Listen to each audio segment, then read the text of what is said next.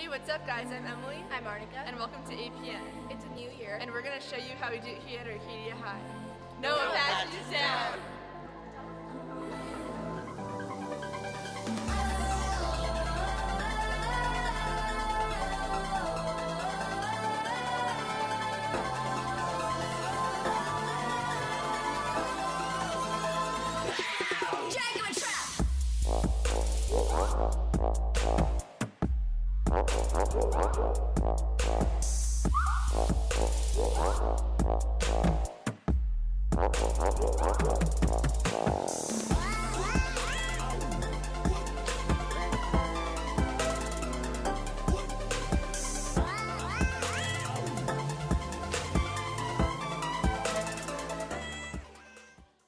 Happy New Year, Apaches. I'm Max. I'm Tommy. We hope you had a wonderful break. Welcome to Show 12. Seniors, if you applied to a Cal State school for fall 2016, you're invited to the What's Next presentation. It's happening on Monday, January 11th at lunch in the lecture hall, where you will learn what to do after finishing your app and how to submit corrections to your application. Don't miss out. This is also for you seniors and your parents. On Saturday, January 16th, a financial aid workshop will be presented from 9 to 11 a.m. in the morning. The speaker will teach you how to complete a free application for FAFSA. You must complete and file the FAFSA to be considered for any financial assistance. All you gotta do is print and bring the 2016 through 2017 FAFSA on the web worksheet, and bring something along to write along with your last paycheck stub. If you had taken the PSAT in October, you can pick up your scores at the PSAT Scores Back Night on January 14th at our school. Princeton Review will be hosting this night, and the seminar will explain the scores and help you jumpstart the college admissions process. Pick up your scores in the orchestra room at 5:30 p.m. and head to the seminar at 6 p.m. in the PAC.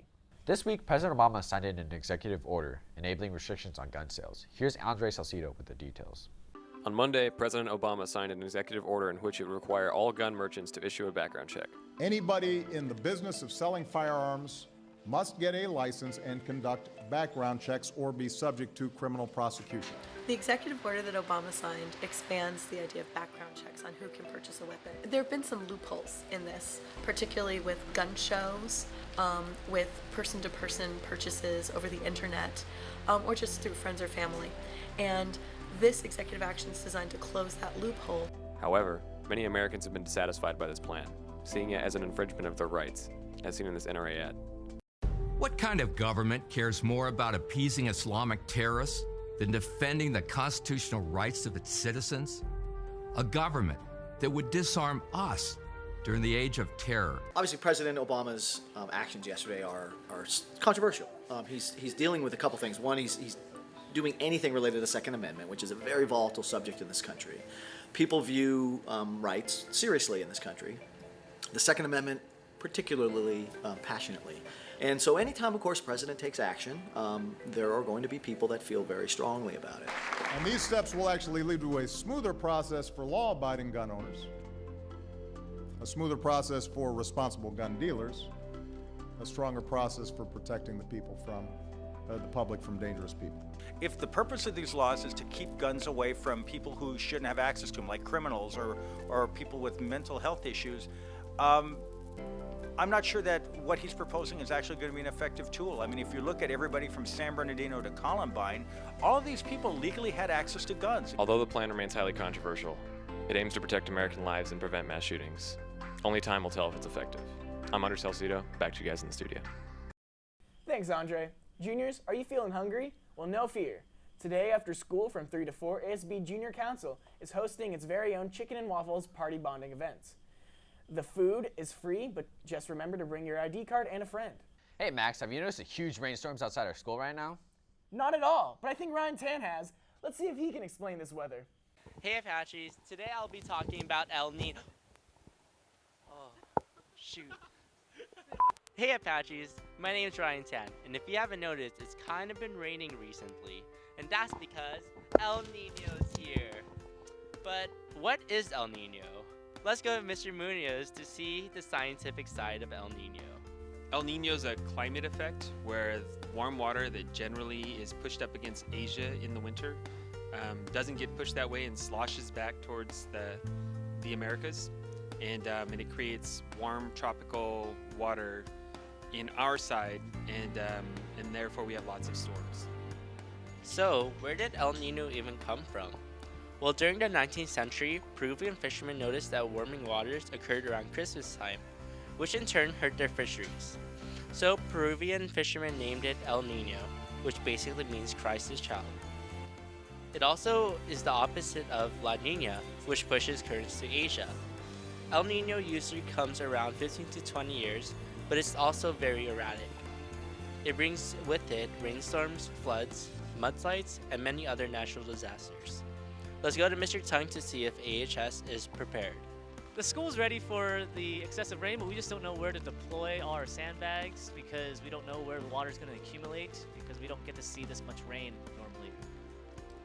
I think all our schools are having the same preparations, getting sandbags ready and being very responsive to reports of flooding or leaks that's happening in the buildings, since this is the first major rain we've seen since the construction is completed. Thanks for the info about El Nino. Hopefully you guys learned something new. This has been Ryan Tan, back to you in the studio. Stay dry, Apaches. I'm getting wet. Thanks, Ryan. We'd also like to thank the custodial and maintenance staff for their help during the storm. Anyway, seniors, are you going to college and want to save some money? You can access the scholarship bulletin at the link bit.ly/freemoneyahs. These scholarships utilize the universal scholarship available on the scholarship bulletin page. Keep checking the bulletin since new scholarships will be posted every single week. If you have any questions, please see Miss Wona in the Career Center. Seniors, parking spots will be given away next week. Please submit the parking contract available on the ASB website to the ASB office by 3:15 on Thursday, January 14th. Make sure to submit it on time because the late contracts will not be accepted. Since the semester is almost ending, there will be 2 teachers in this week's teacher feature. Here's Kwang for more. Hey Apaches, I'm Kwang Pham and this is Teacher Double Feature. Hi, I'm Mr. Wong. I teach U.S. history and world history for English learners. My hobbies include going hiking, traveling, and staying and working in the yard. I've traveled mostly in Asia, so I've been to Hong Kong, Taiwan, Singapore, Macau, and then Canada as well. And then last year, I was teaching English in Taiwan. I taught at a junior high school called Xinfu Junior High School, and I worked with students in grades 7 through 9, working with them on their English language ability. If you want to visit, I'm in H104. Now let's meet the other teacher from this week's show. My name is Mr. Hatfield. I teach biology here at Arcadia High School for mostly 9th and 10th graders. I'm very fortunate to be here. I'm enjoying my time here. Some of the activities I like to do outside of school are play sports, watch sports, in particular basketball, football, and softball. Some of the other activities I enjoy reading. I read a lot, newspapers, books. I read a lot of fiction though, sort of escapism to get out and just kind of get my mind away from everything. I watch a lot of movies if I can. My favorite movie, there's several. I like Legends of the Fall. I like Godfather, As Good as It Gets. One Flew Over the Cuckoo's Nest. Schindler's List. If you would like to come visit, come to room E101. I'm free here every day to talk after school or at lunchtime. Welcome to Arcadia High School, Mr. Wong and Mr. Hatfield. Stay tuned next week when we interview Mr. Sessions here on Teacher Feature. Back to you guys in the studio. Thanks, Kwang. Freshmen, are you stressing out about the finals like me? Want to eat cookies and study with your friends? Well, Link Crew is hosting a Cookies and Crayon by the lunch tables on January 14th from 3 to 5 p.m. Don't forget to bring your ID cards and come join the fun. Green Team would like to thank the staff and students who have participated in the annual Winter Shutdown. The winners of the Winter Shutdown raffle are D102 and S105. Green Team members will be coming around today to deliver cookies to those 2 periods during 6th period. We'll be back after this short break.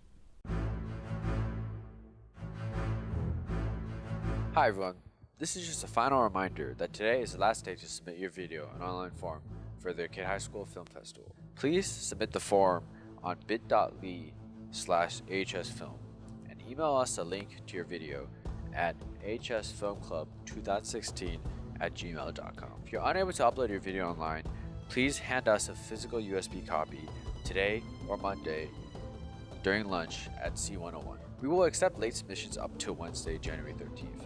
Late submissions are not guaranteed to be eligible for the grand prize. However, every submission will still be shown. Film festival payments are $5 per submission and will be due January 15th at the ASB office. The film festival itself will take place January 21st at the lecture hall after school. See you there.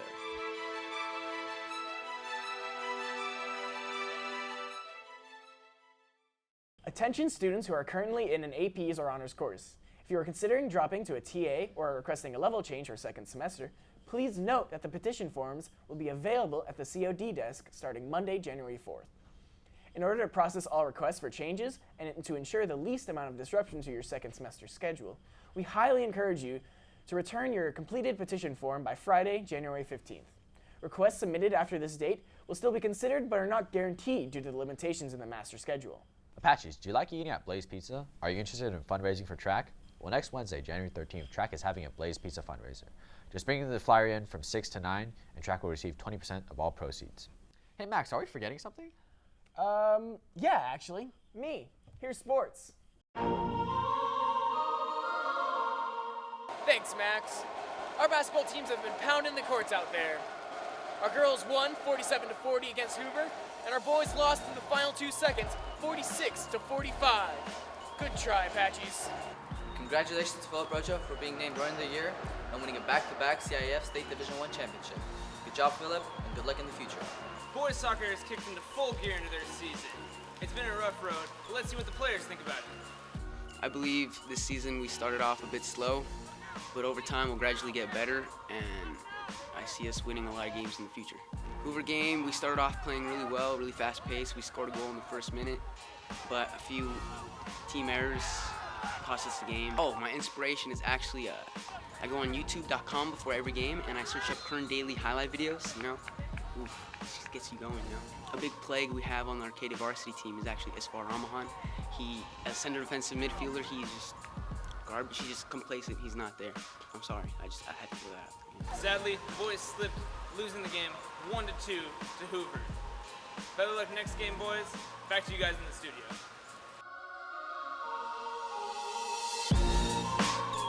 That concludes show 12. Tune in next week for the semester finale. Bye. Adios.